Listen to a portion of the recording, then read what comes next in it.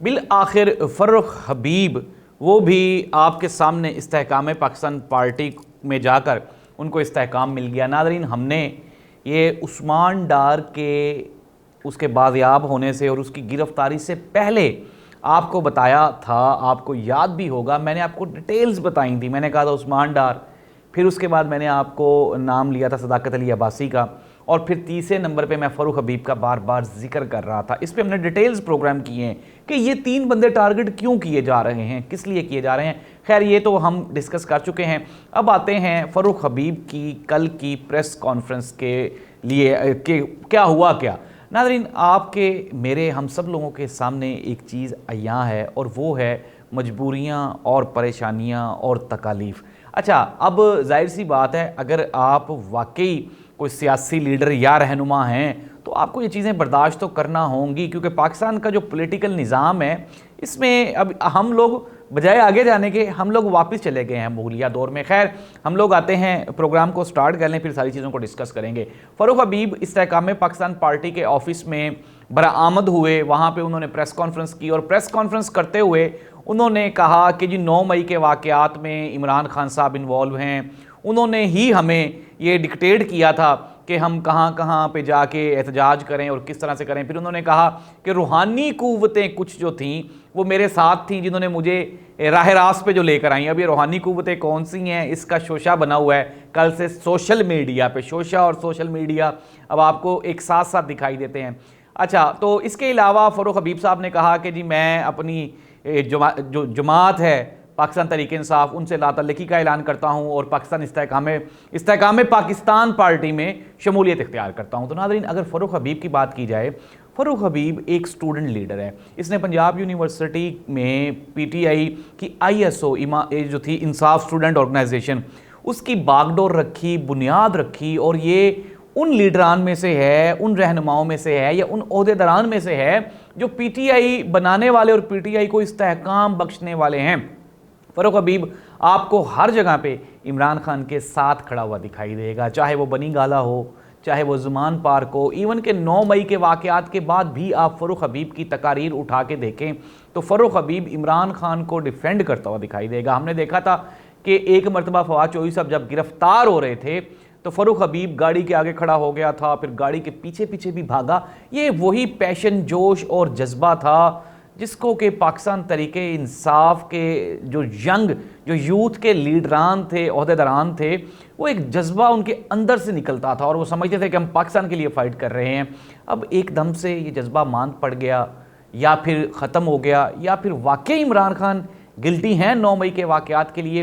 इसकी तमाम तर डिटेल्स जानने से पहले आप इतना जान लें कि फ़र्रुख हबीब का भाई और बहनोई गुज़श्ता कई दिनों से लापता हैं। वैसे तो फ़र्रुख हबीब भी लापता था, फिर हमें पता चला कि बलोचिस्तान गवादर में ये गिरफ़्तार हो गया है और फिर उसके बाद एक लंबा अरसा मंजर आम पे नहीं आया। लेकिन मैं आपको अपने प्रोग्राम्स में कोई अप्रोक्सीमेटली 1 महीना पहले ये कंफर्म कर चुका था कि तीसरे नंबर पे फ़र्रुख हबीब आएगा, और फ़र्रुख हबीब आ गया। तो नाज़रीन, इस तरह से वो जो 9 मई के वाक़यात, तो देखें, हमने एक चीज़ के ऊपर रो भी लिया है और अपना सर भी पीट लिया है कि 9 मई के वाक़यात नहीं होने चाहिए थे, ये मुल्क और कौम के लिए नुकसानदेह हैं।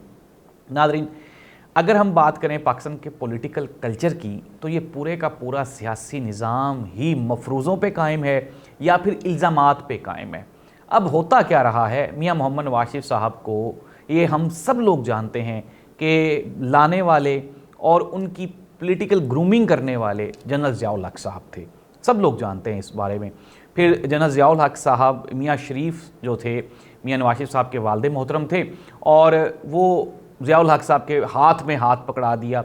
और ज़ियाउल हक साहब ने, मैंने आपको कई मरतबा कई जगहों पे भी कहा कि ज़ियाउल हक साहब ने मियां नवाज शरीफ साहब को इजाज़ुल हक से भी ज़्यादा प्यार किया, अपने बेटे से भी ज़्यादा प्यार किया। और इवन के एक जगह पे ज़ियाउल हक साहब ने दुआ भी दी थी कि अल्लाह करे तुम्हें मेरी उम्र लग जाए, और अगले दिन ज़ियाउल हक साहब तैयारा वो हादसे में अल्लाह को प्यारे हो गए थे। और ये जो नवाज शरीफ साहब की उम्र है ना, ये ज़ियाउल हक साहब की दी हुई है। तो नाज़रीन, वही नवाज शरीफ जिसको ज़ियाउल हक साहब सियासत में लेकर आए थे, फिर हमने देखा कि तीनों की तीनों मरतबा इस्टेब्लिशमेंट के साथ टक्कर लेने की वजह से और उनके मुतालबात ना मानने की वजह से, या फिर आप ये कह लें कि यानी कि टकराव की वजह से ही मियां नवाज शरीफ साहब को अपना जो कैरियर था उससे भी हाथ धोना पड़ा, अपनी हुक्मरानी से भी हाथ धोना पड़ा, इवन के जेलें भी देखना पड़ी। तो ये मियां मोहम्मद नवाज शरीफ साहब थे।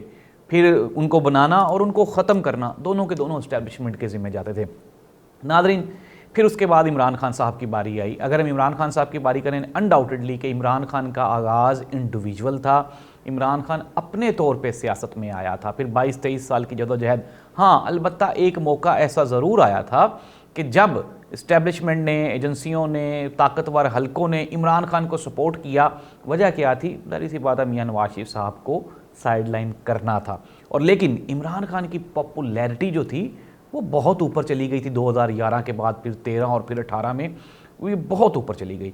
और हमने देखा कि किस तरह से, अच्छा, फिर एजेंसियां या ताकतवर हलके शायद वो ये भी जानते थे कि इमरान खान के ऊपर ज़्यादा ट्रस्ट नहीं किया जा सकता, इसलिए 2018 में हमने देखा कि इमरान खान को उनके हाथ पांव बांध के इक़्तिदार उनके सपुर्द कर दिया गया। 3.5 साल का इक़्तिदार फिर उसके बाद आपके सामने है। अच्छा नादरीन, अब कंक्लूड करते हैं चीज़ों को। मियां मोहम्मद नवाज शरीफ साहब जब इक़्तिदार में थे तो हमने देखा कि वो भी ज़ाहिर सी बात है इस्टेब्लिशमेंट के, आर्मी के और दूसरे ताकतवर हलकों के नारे लगाते थे और उनसे सुबह के नाश्ते, दोपहर के खाने। फिर इमरान खान के दौर में हमने देखा कि खान साहब का दिन कोई ऐसा नहीं गुजरता था जिस दिन ये बयान ना आता हो कि जी हम एक पेज पर हैं।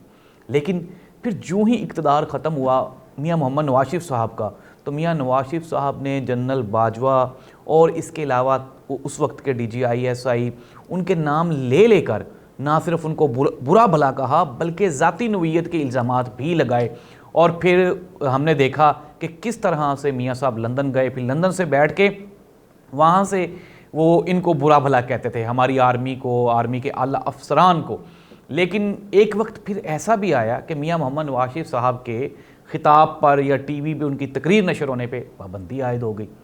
सेम सिचुएशन जो कि अब इमरान खान साहब को लाहक है, ये हम पीछे भी देख चुके हैं। लेकिन नादरीन, उसका कोई खातिर खा फ़ायदा नहीं हुआ और आज हम देख रहे हैं कि नवाज शरीफ वापस आ रहा है। तो यही मामला है। हमारे ताकतवर हलकों को भी समझ लेना चाहिए कि बिलाखिर सियासतदान कभी ना कभी अवाम में वापस आ ही जाता है। लेकिन अगर कोई, आप ये कह लें कि जो ताकतवर या कोई सख्त किस्म, मैं जालिम का लफ्ज़ इस्तेमाल नहीं करना चाहता, लेकिन जो सख्त अफसर होता है वो कभी भी फिर अपने मुल्क में वापस नहीं आ पाता। मुशर्रफ साहब को हमने देखा कि 12 साल दौरे इक़्तिदार, एक तवील अरसा बड़ा अच्छा काम किया, बड़ी डेवलपमेंट थी, लोगों की दुआएं भी थी। लेकिन फिर हमने देखा कि आखिरी अय्याम में किस कदर मुश्किल दौर गुजरा और दफनाने के ऊपर भी डिबेट्स हुई कि दफनाने दिया जाएगा या नहीं दिया जाएगा, इलाज हो सकता है पाकिस्तान में या नहीं हो सकता। लेकिन on the other hand Bhutto साहब भी पाकिस्तान में यहाँ पे फौत हुए, ठीक है, शहीद हुए। उनकी कब्र भी आज यहीं पे, उनका मज़ार भी है। मियां मोहम्मद नवाज शरीफ साहब भी बिलाखिर वापस आ रहे हैं और इमरान खान भी अभी तक पाकिस्तान के पॉलिटिकल सिस्टम में डोमिनेंट है, मजबूत खड़ा हुआ है। इतना कुछ हो जाने के बावजूद भी इट मीन्स दैट कि 4 साल की जो नौकरी होती है सरकारी, उसने ख़त्म हो जाना है और इमरान खान या सियासतदान ने अवाम में ही रहना है। इमरान खान साहब ने, ज़ाहिर सी बात है, देखें हम यहाँ पे किसी को डिफेंड नहीं करेंगे, इमरान खान ने भी वही मियां मोहम्मद नवाज शरीफ साहब वाली पॉलिसी अपनाई और फिर हमने देखा कि किस तरह से न्यूट्रल को एक गाली बना दिया। फिर उसके बाद ज़ाती नौइयत के DGI और आला अफसरान के नाम बिगाड़ने वाला मामला रहा, उसको भी आप कभी भी डिफेंड नहीं कर सकते, PTI वाले भी डिफेंड नहीं कर सकते। फिर उसके बाद 9 मई के वाक़यात तक आप ये देख लें कि इमरान खान की अलहदगी इक़्तिदार से और उस 9 मई तक एक सीक्वेंस ऑफ इंसिडेंट्स तो है ना, उसमें वाक़यात मिलते जुलते हैं। खान साहब को नहीं करना चाहिए था, लेकिन ये गुजर गया, खान साहब का माजी है। लेकिन जो अब ताकतवर हल्के कर रहे हैं, खुदारा वो भी अपनी पॉलिसीज़ को ओवरव्यू करें। अगर नहीं करेंगे तो फिर बहुत देर हो जाएगी। हम क्या कर रहे हैं? ताकत के नशे में, इक़्तिदार के नशे में या पावर के नशे में हम नुकसान कर रहे हैं, इस मुल्क का नुकसान कर रहे हैं, इस कौम का नुकसान कर रहे हैं। पाकिस्तान का पॉलिटिकल स्ट्रक्चर बर्बाद होकर रह गया है। पाकिस्तान में अवाम ने सियासतदानों के साथ साथ अब उन लोगों पे भी एतबार करना छोड़ दिया है जिनके लिए वो मर मिटने को तैयार होते थे। ये क्यों हुआ, कैसे हुआ, ये सारी दास्तान सबके सामने है। ये कोई आज की कहानी नहीं है, ये 75 साल की कहानी है और 75 सालों में दोनों हल्के एक बराबर, एक ही जितने ज़िम्मेदार हैं। जितने सियासतदान उतने ही सियासतदानों को बनाने और मिटाने वाले। अल्लाह इस मुल्क का हामी और नासिर हो, अल्लाह ताला इस मुल्क में कोई बेहतरी की गुंजाइश पैदा हो जाए, जो कि लगता नहीं है। अल्लाह हाफ़िज़।